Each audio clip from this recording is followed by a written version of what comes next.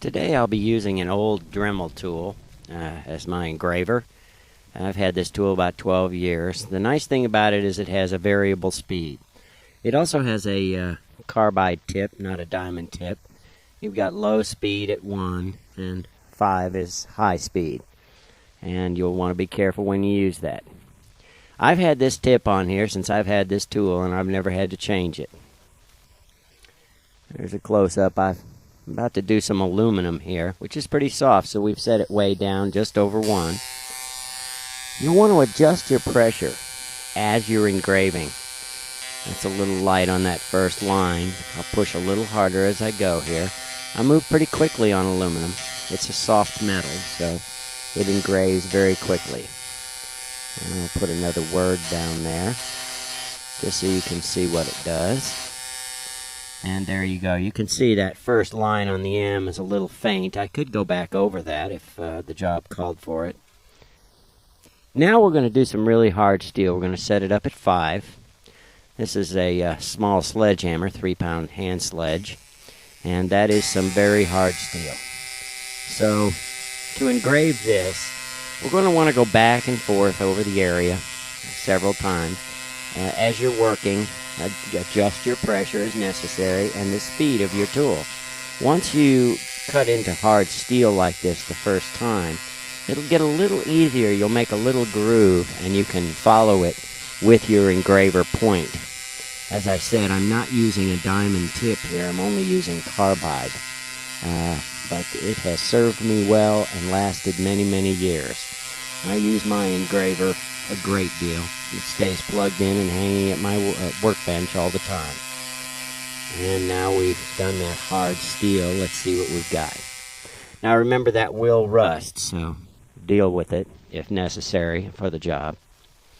Now we're going to set it about midway. We're going to do one of the greatest things to do with an engraver. We're going to engrave a tool. This is a large flathead screwdriver.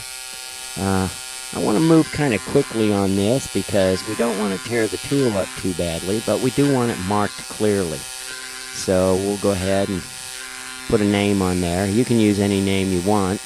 Your name is helpful. And there it is. And that was done very quickly. A little mistake on the C.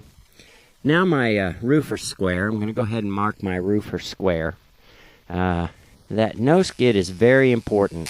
Whenever you're engraving, the vibration of the engraving tool will want to move the job, and it will really foul up your printing or your markings. Use that no skid underneath your work. And there you can see. Now that's got a little rough finish to it.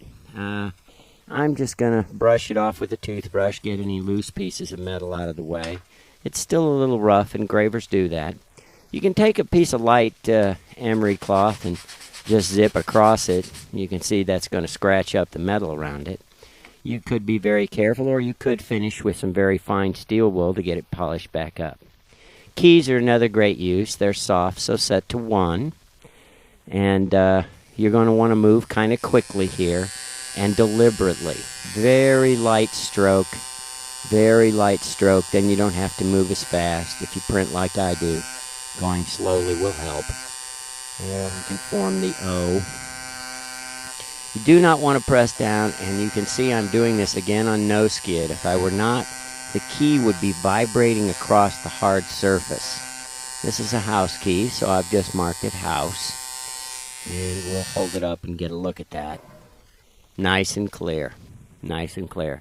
And that's a brass key. Another good use for an engraver is when you're gluing substances together, it says to rough it up for surface area. The more surface area there is, the more area there is for the glue to adhere. This is true in both wood and metal. I've just taken a piece of scrap wood here. I've turned the engraver all the way to high speed.